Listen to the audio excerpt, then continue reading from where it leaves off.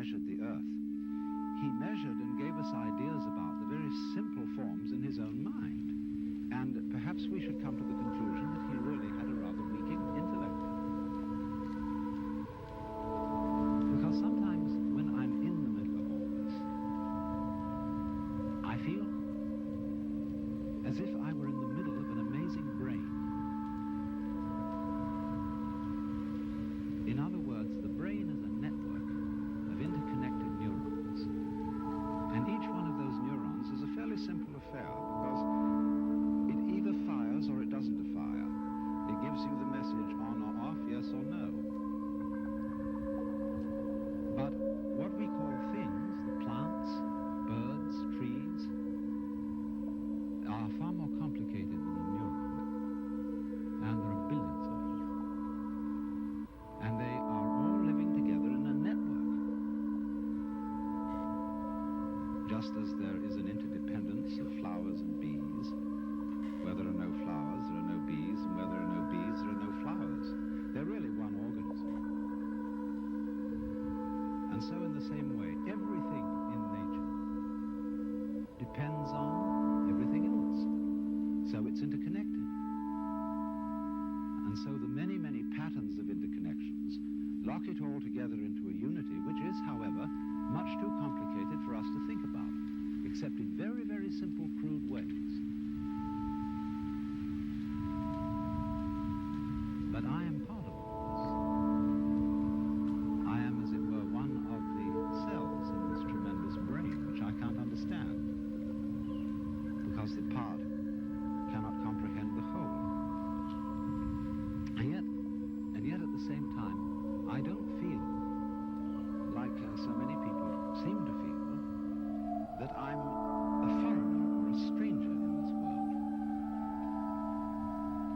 Its aesthetic forms somehow appeal to me more than most of the aesthetic forms which men produce. I feel in it as if, in the same way when you see a flower in a field, it's really the whole field that is flowering, because the flower couldn't exist in that particular place without the special surroundings of the field that it has. You only find flowers in surroundings which will support them. So in the same way, you only find human beings on a planet of this kind, with an atmosphere of this kind, with temperature of this kind, supplied by a convenient neighboring star.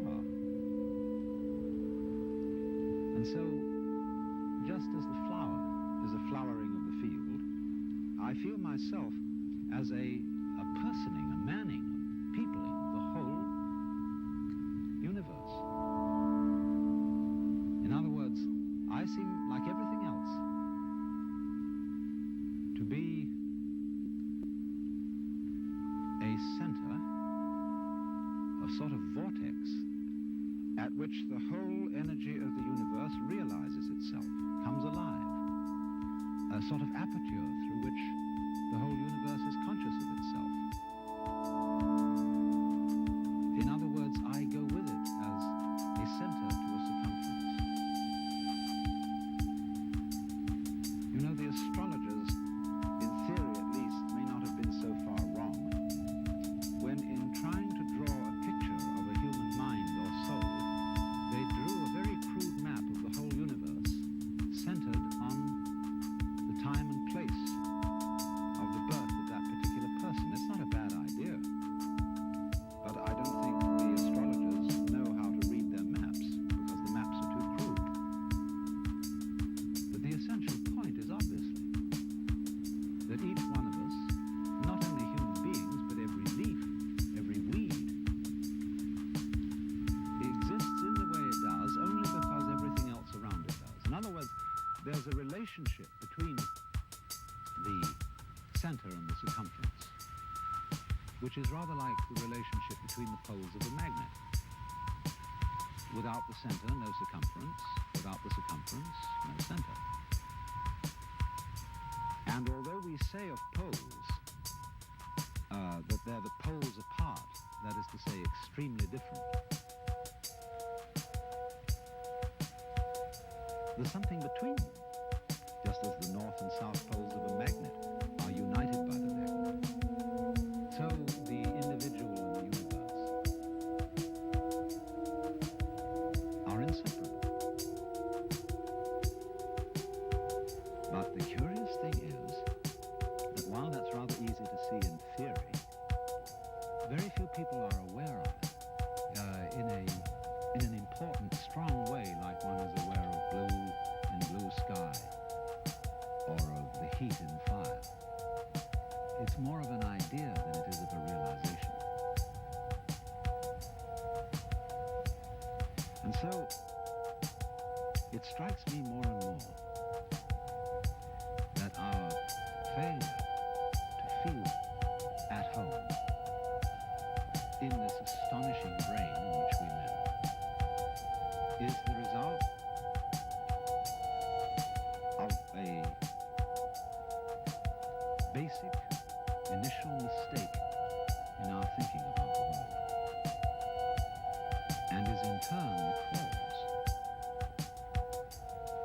of what is beginning to look like the failure of our technology,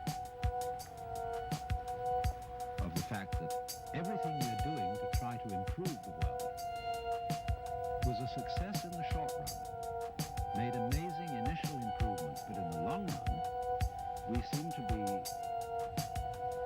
destroying the planet by our very efforts to control it and improve it.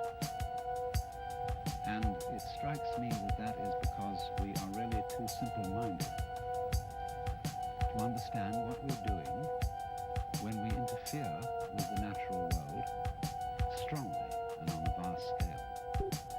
We don't really interfere with it because that would suggest that we were something different from it, something outside. But I think what we're doing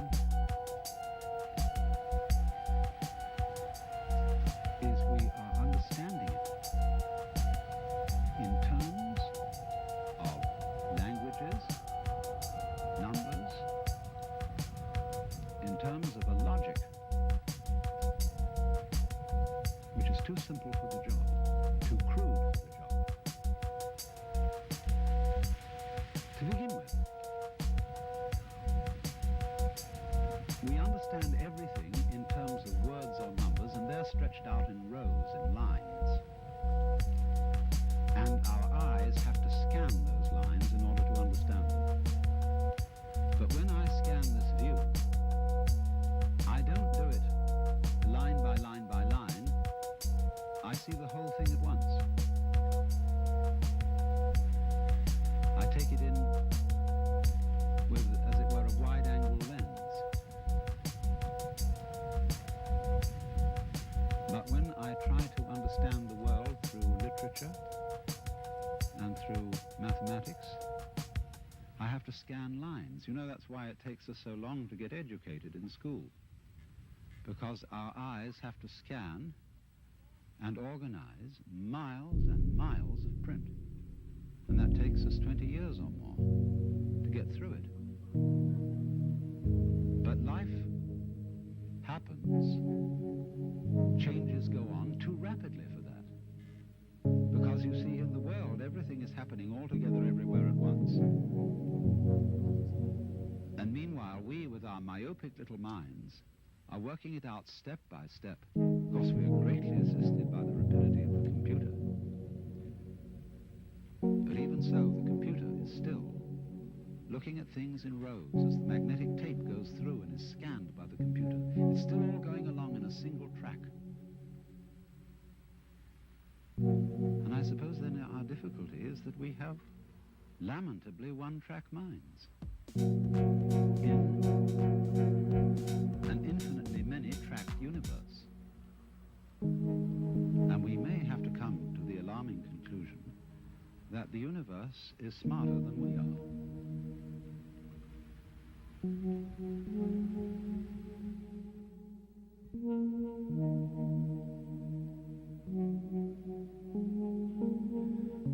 I've just come back from Los Angeles. I was down there to meet with a group of rather important people in the movie industry, scientists and so on, considering calling a congress of the best minds in the world to meet in Los Angeles in the near future, to be a kind of planetary alarm conference. They wanted scientists and statesmen, religious leaders, and to do something to impress upon the world through all the media that we are in very serious danger of destroying the biosphere, that is to say, the whole envelope of living creatures which covers this planet, through pollution, overpopulation, nuclear fallout, poisoning of our food, and very lack of food. And we met to discuss the problem of organizing this conference, and here were all these brilliant people. And it came over us that we really didn't know what we ought to say. I mean, you can scream and create a state of panic, but that won't do any good. And when it came down to it, we didn't know what we ought to say because we really don't know what to do. Some things that we might do, for example, to increase the food supply with high-yield crops, may be ecological mistakes. And so the consensus of almost everybody at the meeting was that in some way or other, the human race has to learn how to leave the world alone and let what is called the natural homeostasis, that is the self-balancing process of nature, take care of the mess. Now, how are we going to do that?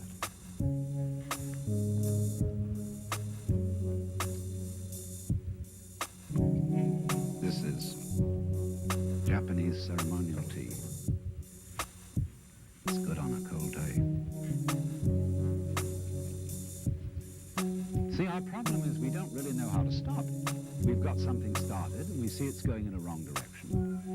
And I think the difficulty is, to borrow an old Chinese saying, that when the wrong man uses the right means work in the wrong way. In other words, there's something wrong with the way we think. And while that is there, everything we do will be a mess. Now, what is it that's wrong?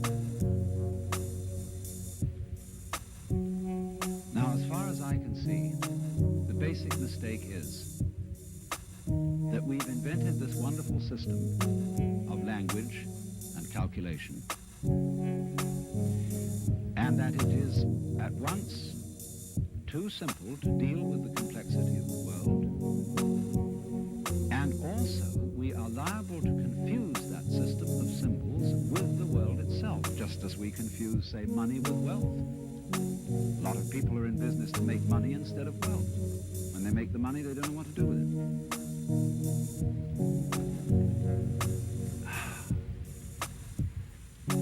And so in the same way, we confuse happiness with status, and we confuse ourselves as living organisms which are one with this whole universe with something we call our personality. Now, what is our personality? Our personality is what we call our image of ourselves, and also our thought about ourselves, our idea of ourselves. This is the person. In other words, what people meet and understand, and what I understand as Alan Watts, is a big act which is not really me. Because in the image of Alan Watts, there are not all my unconscious processes, both psychological and physical.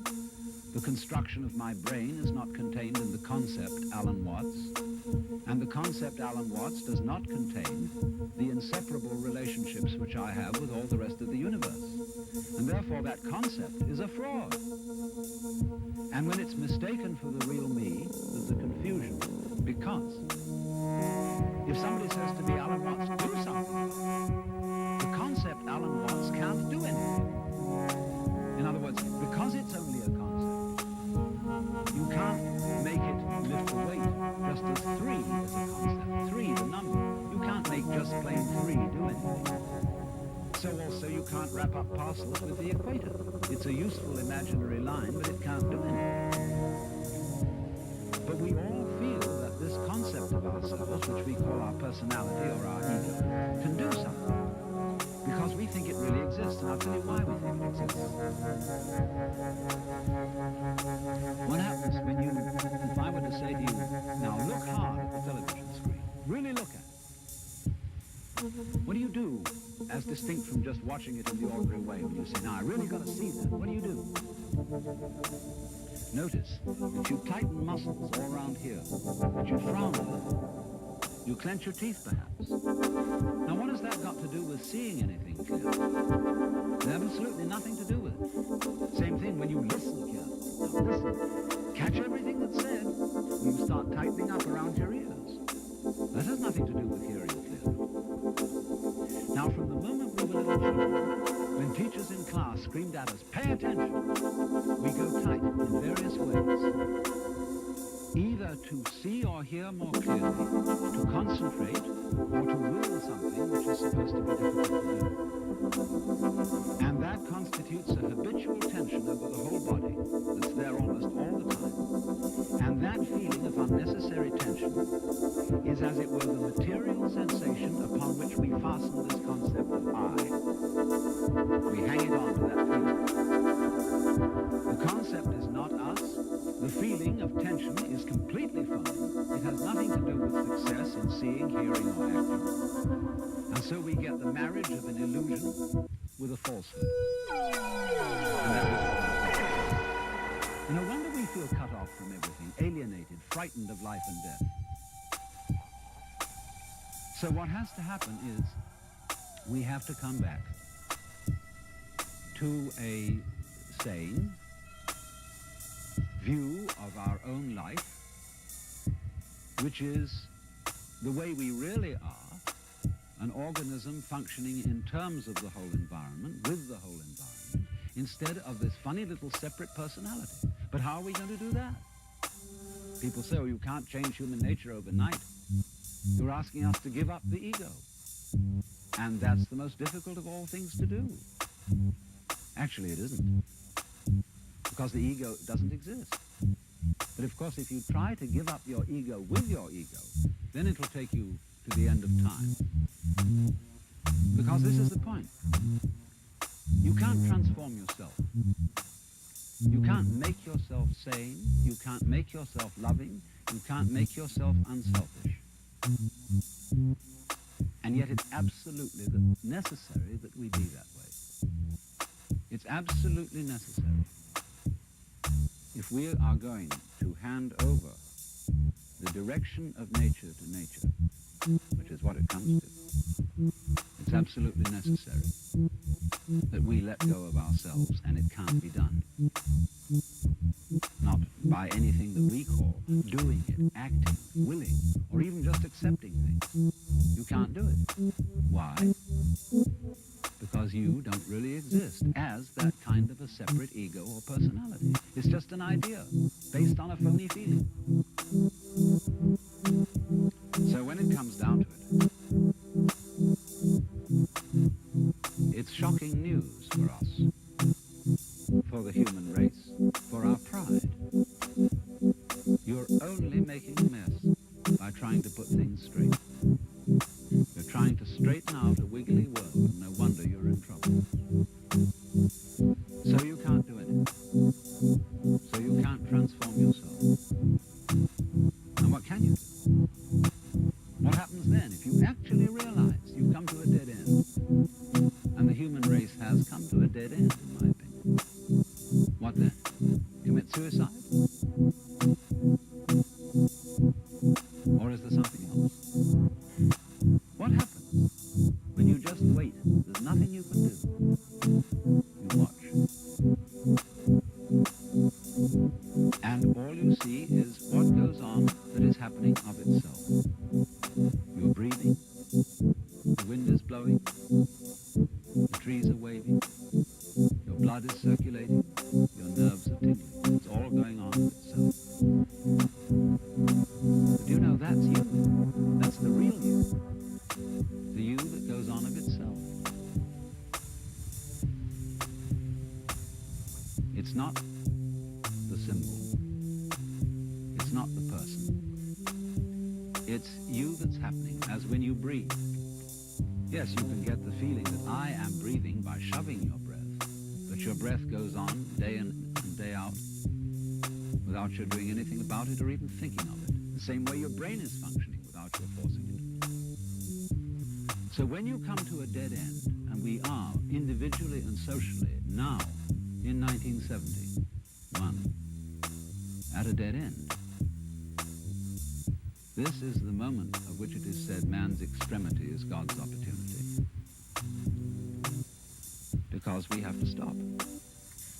And when we stop, we find a world that is happening rather than being done, being shoved. And that happening, as distinct from doing, is our fundamental self. And our fundamental self is not something just inside the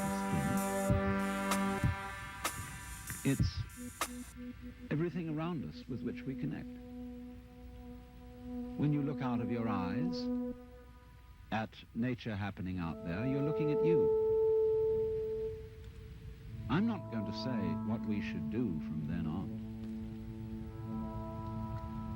but simply that before we think of doing anything in this critical situation,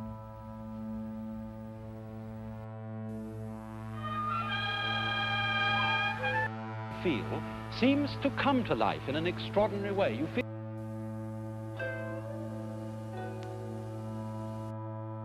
it has been well. You had to find equivalent Chinese words for